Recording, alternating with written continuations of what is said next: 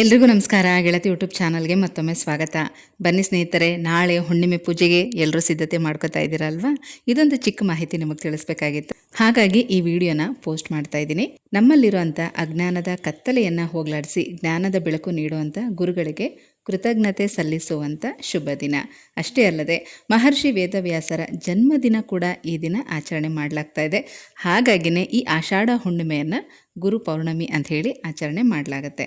ಈ ದಿನ ಯಾವ ರೀತಿ ಪೂಜೆ ಮಾಡಬೇಕು, ಹುಣ್ಣಿಮೆ ತಿಥಿ ಯಾವಾಗ ಪ್ರಾರಂಭ ಆಗುತ್ತೆ, ಯಾವಾಗ ಮುಕ್ತಾಯ ಆಗುತ್ತೆ, ಹಾಗೆ ಪೂಜೆ ಸಮಯ, ಇದೆಲ್ಲ ಕೂಡ ಹಿಂದಿನ ವಿಡಿಯೋಗಳಲ್ಲಿ ಈಗಾಗಲೇ ನೀವು ತಿಳ್ಕೊಂಡಿದ್ದೀರಾ. ಈ ವಿಡಿಯೋದಲ್ಲಿ ಈ ದಿನ ಮಾಡುವಂಥ ವಿಶೇಷವಾದ ದೀಪಾರಾಧನೆ, ಹಾಗೆ ಆಷಾಢ ಮಾಸ ಆಗಿರೋದ್ರಿಂದ ತುಂಬ ಜನ ಮಡ್ಲಕ್ಕಿ ಕೊಡ್ಬೋದಾ ದೇವಸ್ಥಾನಕ್ಕೆ ಅಂತ ಕೇಳಿದ್ದೀರಾ. ಖಂಡಿತವಾಗ್ಲೂ ಕೊಡ್ಬೋದು. ಇದೆಲ್ಲದ್ರ ಬಗ್ಗೆ ಈ ವಿಡಿಯೋದಲ್ಲಿ ಮಾಹಿತಿಯನ್ನು ತಿಳಿಸ್ತಾ ಇದ್ದೀನಿ. ವಿಡಿಯೋನ ಸ್ಕಿಪ್ ಮಾಡದೆ ನೋಡಿ. ಈ ದಿನ ಯಾವುದಾದ್ರೂ ಹೊಸ ವಸ್ತುಗಳು ಅಂದರೆ ಉಪಯೋಗಕರವಾಗುವಂಥ ವಸ್ತುಗಳಾಗಿರಲಿ, ಬಟ್ಟೆಗಳಾಗಿರಲಿ, ಹೊಸ ಬಟ್ಟೆಗಳಾಗಿರಲಿ ಖರೀದಿ ಮಾಡಬಹುದಾ, ಚಿನ್ನ ಬೆಳ್ಳಿ ಈ ರೀತಿ ಖರೀದಿ ಮಾಡಬಹುದಾ ಅಂತೆಲ್ಲ ಕೇಳಿದ್ದೀರಾ. ಖಂಡಿತವಾಗ್ಲೂ ಹುಣ್ಣಿಮೆ ದಿನ ಬೆಳ್ಳಿ ಖರೀದಿ ಮಾಡೋದು ತುಂಬ ಒಳ್ಳೆಯದು. ವರಮಹಾಲಕ್ಷ್ಮಿ ಹಬ್ಬಕ್ಕೆ ನೀವೇನಾದರೂ ತೊಗೋಬೇಕು ಅಂತ ಇದ್ದರೆ ಇವತ್ತಿನ ದಿನ ತಗೊಳ್ಳಿ. ಹಾಗೆ ದೇವಿಗೇನಾದರೂ ಹಬ್ಬಕ್ಕೆ ಸೀರೆಗಳು ತೊಗೋಬೇಕು ಅಂತ ಇದ್ದರೂ ಕೂಡ ಈ ದಿನ ತೊಗೋಬಹುದು. ತುಂಬಾ ಒಳ್ಳೆಯ ದಿನ ಇದೆ. ಹಾಗೆಯೇ ನಿಮ್ಮ ಮನೆ ದೇವರಿಗಾಗಿರಲಿ, ನಿಮ್ಮ ಗ್ರಾಮ ದೇವತೆಗಾಗಿರಲಿ ನೀವು ಮಡ್ಲಕ್ಕಿ ಕೊಡಬೇಕು ಅಂತ ಅಂದ್ಕೊಂಡಿದ್ರು ಕೂಡ ಈ ದಿನ ಕೊಡಬಹುದು. ಆಷಾಢ ಮಾಸದಲ್ಲಿ ತುಂಬಾ ಒಳ್ಳೆಯ ದಿನ. ಅಲ್ಲದೆ ಇನ್ನು ಮನೇಲಿ ಮಾಡೋ ಅಂಥ ದೀಪಾರಾಧನೆಗಳು, ಅಮಾವಾಸ್ಯೆ ಹುಣ್ಣಿಮೆ ಅನ್ನೋದು ತುಂಬಾ ಶಕ್ತಿ ಪ್ರಭಾವ ಇರುವಂಥ ದಿನ. ಹಾಗಾಗಿ ಈ ಆಷಾಢ ಮಾಸದಲ್ಲಿ ಮಂಗಳವಾರ, ಶುಕ್ರವಾರ ನಿಮಗೆ ನಿಂಬೆಹಣ್ಣಿನ ದೀಪ ಹಚ್ಚೋದಕ್ಕೆ ಆಗ್ತಾ ಇಲ್ಲ ಅಂತ ಅಂದರೆ ಈ ಒಂದು ದಿನ ಆದ್ರೂ ಹಚ್ಬೋದು. ಅಂದರೆ ಈ ಹುಣ್ಣಿಮೆ ದಿನ ಕೂಡ ನಿಮ್ಮ ಗ್ರಾಮ ದೇವತೆ ಅಥವಾ ಮನೆ ದೇವರಿಗಾಗಿರಲಿ, ಯಾವುದೇ ಶಕ್ತಿ ದೇವತೆ ದೇವಸ್ಥಾನಗಳಲ್ಲಿ ನಿಂಬೆಹಣ್ಣಿನ ದೀಪನ ಹಚ್ಬೋದು. ಇನ್ನು ಈ ದಿನ ನಾವು ವಿಶೇಷವಾಗಿ ಗಣೇಶ, ಆಂಜನೇಯ ಸ್ವಾಮಿ, ಕೃಷ್ಣ, ನಾರಾಯಣ ಮತ್ತು ಗುರುಗಳು, ಹೀಗೆ ಈ ಎಲ್ಲ ಗುರು ದೇವತೆಗಳನ್ನು ನಾವು ಪೂಜೆ ಮಾಡೋದ್ರಿಂದ ನೀವು ಮನೆಯಲ್ಲಿ ಬೆಲ್ಲದ ದೀಪಾರಾಧನೆ ಹಾಗೆ ಬೆಟ್ಟದ ನೆಲ್ಲಿಕಾಯಿ ದೀಪಾರಾಧನೆ ಮಾಡಬಹುದು. ಬೆಲ್ಲದ ದೀಪಾರಾಧನೆ ಮಾಡೋದ್ರಿಂದ ಹುಣ್ಣಿಮೆ ಆಗಿರೋದ್ರಿಂದ ದುರ್ಗಾದೇವಿಗೂ ಕೂಡ ಸಲ್ಲತ್ತೆ, ಗಣೇಶನಿಗೆ, ಆಂಜನೇಯ ಸ್ವಾಮಿಗೆ, ಹಾಗೆ ಶಿವನಿಗೂ ಕೂಡ ಮತ್ತು ದಕ್ಷಿಣಾಮೂರ್ತಿಗೂ ಕೂಡ ಸಲ್ಲತ್ತೆ. ಇನ್ನು ಬೆಟ್ಟದ ನೆಲ್ಲಿಕಾಯಿ ದೀಪಾರಾಧನೆ ಲಕ್ಷ್ಮೀನಾರಾಯಣರಿಗೆ ತುಂಬಾ ಪ್ರಿಯವಾದಂಥದ್ದು. ಹಾಗಾಗಿ ಸಾಧ್ಯವಾದವರು ಬೆಲ್ಲದ ದೀಪನೂ ಹಚ್ಬೋದು, ಬೆಟ್ಟದ ನೆಲ್ಲಿಕಾಯಿ ದೀಪನೂ ಹಚ್ಬೋದು. ನಿಮ್ಮ ಯಥಾಶಕ್ತಿ ಈ ದಿನ ದೀಪಾರಾಧನೆಗಳನ್ನ ಮಾಡಿ.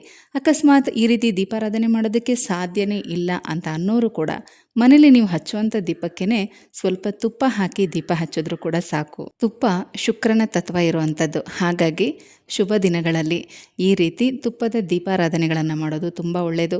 ಅದಕ್ಕೋಸ್ಕರನೇ ನಾವು ಬೆಲ್ಲದ ದೀಪ ಹಚ್ಚಲಿ, ನಿಂಬೆಹಣ್ಣಿನ ದೀಪ ಅಥವಾ ಬೆಟ್ಟದ ನೆಲ್ಲಿಕಾಯಿ ದೀಪ, ಯಾವುದೇ ದೀಪಾರಾಧನೆಗಳನ್ನು ಮಾಡಿದ್ರೂ ಕೂಡ ಅದರಲ್ಲಿ ತುಪ್ಪದ ಬತ್ತಿಗಳನ್ನು ಇಟ್ಟು ದೀಪ ಹಚ್ಚುವಂಥದ್ದು. ಇದು ಒಂದು ರೀತಿ ಏನಂದರೆ ಶುಭದ ಸಂಕೇತ ಅಂತಲೇ ಹೇಳ್ಬೋದು, ದೇವರ ಆಶೀರ್ವಾದಕ್ಕೋಸ್ಕರ. ಇನ್ನು ನಾವು ಬೇರೆ ಬೇರೆ ದೀಪಾರಾಧನೆಗಳನ್ನ ಮಾಡ್ತೀವಲ್ಲ, ತೆಂಗಿನಕಾಯಿ, ಬೂದುಗುಂಬಳಕಾಯಿ, ಇವೆಲ್ಲ ದೋಷಗಳು ಮತ್ತು ಸಂಕಷ್ಟಗಳ ನಿವಾರಣೆಗೋಸ್ಕರ ಮಾಡೋದು. ಇದರಲ್ಲಿ ತುಂಬ ವ್ಯತ್ಯಾಸ ಇರುತ್ತೆ, ಕನ್ಫ್ಯೂಸ್ ಆಗಬೇಡಿ. ಯಾಕಂದರೆ ತುಪ್ಪ ಹಾಕಿದ್ರೇ ಶ್ರೇಷ್ಠ ಅಂತ ಹೇಳಿರೋದ್ರನ್ನ, ಹಾಗಾದರೆ ನಾವು ಈ ಥರ ದೀಪಗಳನ್ನೆಲ್ಲ ಹಚ್ಚುವಾಗ ತುಪ್ಪನೇ ಹಾಕಬೇಕಾ ಅಂತ ಕನ್ಫ್ಯೂಸ್ ಮಾಡ್ಕೋಬೇಡಿ. ಕೆಲವೊಂದು ಶುಭ ಫಲಗಳನ್ನು ಪಡ್ಕೊಳ್ಳೋದಕ್ಕೋಸ್ಕರ ಮಾಡ್ತೀವಿ, ಇನ್ನು ಕೆಲವೊಂದನ್ನು ದೋಷಗಳ ನಿವಾರಣೆಗೋಸ್ಕರ ಮಾಡ್ತೀವಿ. ಹಾಗಾಗಿ ಎರಡಕ್ಕೂ ಕೂಡ ವ್ಯತ್ಯಾಸ ಇರುತ್ತೆ. ಈ ದಿನ ನೀವೇನಾದರೂ ದೇವಿಗೆ ಮಡ್ಲಕ್ಕಿ ಕೊಡಬೇಕು ಅಂತ ಅಂದ್ಕೊಂಡಿದ್ರೆ ಸೀರೆ ಅಥವಾ ಬ್ಲೌಸ್ ಪೀಸನ್ನು ಇಡಬಹುದು. ನಿಮ್ಮ ಶಕ್ತಿ ಅನುಸಾರ ನಿಮಗೆ ತುಂಬ ಅನುಕೂಲ ಇದ್ದರೆ ಹೊಸ ಸೀರೆ ತಗೊಳ್ಳಿ. ಸೀರೆ ಹಸಿರು, ಕೆಂಪು ಅಥವಾ ಹಳದಿ ಬಣ್ಣದ್ದು ಅಥವಾ ಯಾವುದೇ ಲೈಟ್ ಕಲರ್ಸಲ್ಲಿ ತಗೊಳ್ಳಿ. ಸೀರೆಗಳು ಬಾರ್ಡರ್ ಸೀರೆ ಆದರೆ ತುಂಬ ಒಳ್ಳೆಯದು, ಅಥವಾ ನಿಮ್ಮ ಶಕ್ತಾನುಸಾರ ಸೀರೆನ ತೊಗೋಬೋದು. ಸೀರೆ ತೊಗೊಳಕ್ಕಾಗಲ್ಲ ಅನ್ನೋರು ಒಂದು ಹೊಸ ಬ್ಲೌಸ್ ಪೀಸನ್ನೇ ತೊಗೊಳ್ಳಿ. ಕಾಟನ್ ಬ್ಲೌಸ್ ಪೀಸ್ನ ತೊಗೊಂಡು 1 ಡಜನ್ ಬಳೆ, ಹಸಿರು ಬಳೆಗಳು ತುಂಬ ಶ್ರೇಷ್ಠ. ಹಸಿರು ಸಮೃದ್ಧಿಯ ಸಂಕೇತ. ಹಾಗಾಗಿ ಹಸಿರು ಬಳೆ. ಇನ್ನು ಅರಿಶಿಣ ಕುಂಕುಮನ ದಯವಿಟ್ಟು ಚೆನ್ನಾಗಿರುವಂಥದ್ದನ್ನೇ ತೊಗೊಳ್ಳಿ. ಒಂದೊಂದು ಪ್ಯಾಕೆಟೇ ತೊಗೊಳ್ಳಿ. ಚಿಕ್ಕ ಪ್ಯಾಕೆಟ್ ಇರುತ್ತಲ್ಲ ಅಂಥದ್ದನ್ನು ತೊಗೊಳಕ್ಕೆ ಹೋಗಬೇಡಿ. ಯಾಕೆ ಹೇಳ್ತಾ ಇದ್ದೀನಿ ಅಂದರೆ, ನೀವು ಕೊಡುವಂಥ ಅರಿಶಿಣ ಕುಂಕುಮ ಒಳ್ಳೆ ಕ್ವಾಲಿಟಿದೇನಾದರೂ ಕೊಟ್ಟರೆ ಅದನ್ನು ದೇವಿಗೆ ಅರ್ಪಿಸ್ತಾರೆ, ಪೂಜೆಗಳಿಗೆ ಉಪಯೋಗಿಸ್ತಾರೆ. ಅದಕ್ಕೋಸ್ಕರ ಹೇಳ್ತಾ ಇದ್ದೀನಿ.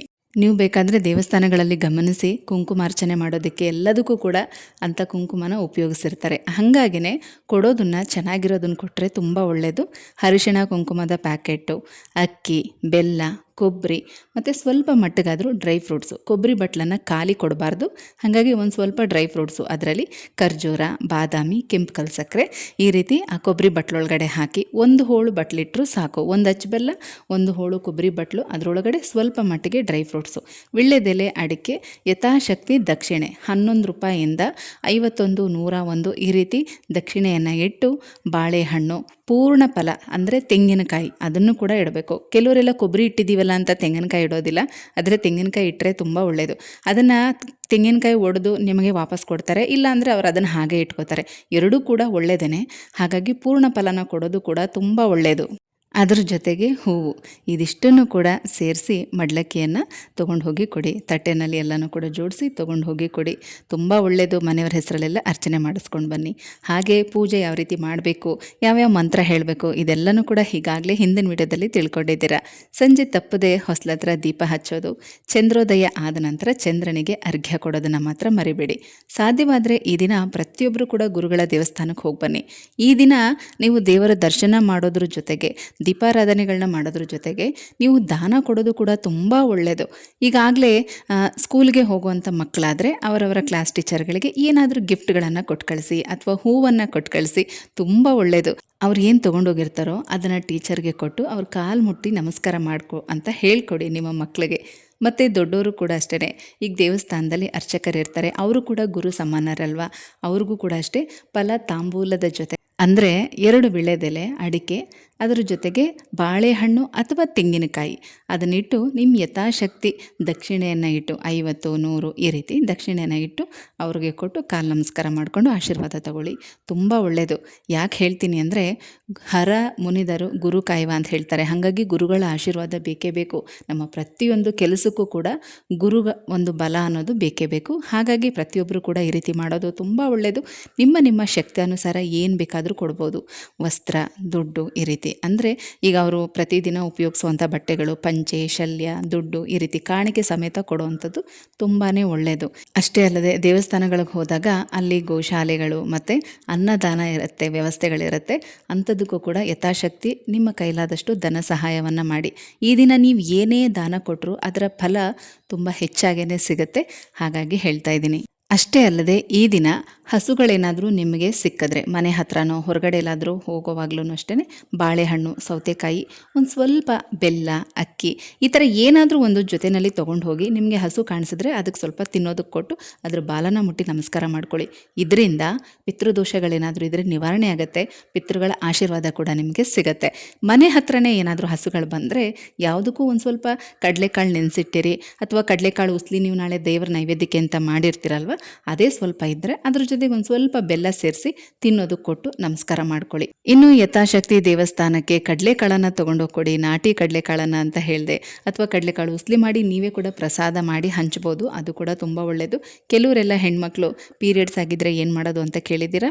ನಿಮ್ಮ ಬದಲಿಗೆ ಮನೇಲಿ ಬೇರೆ ಯಾರಾದರೂ ತೊಗೊಂಡೋಗಿ ಕೊಡ್ಬೋದು.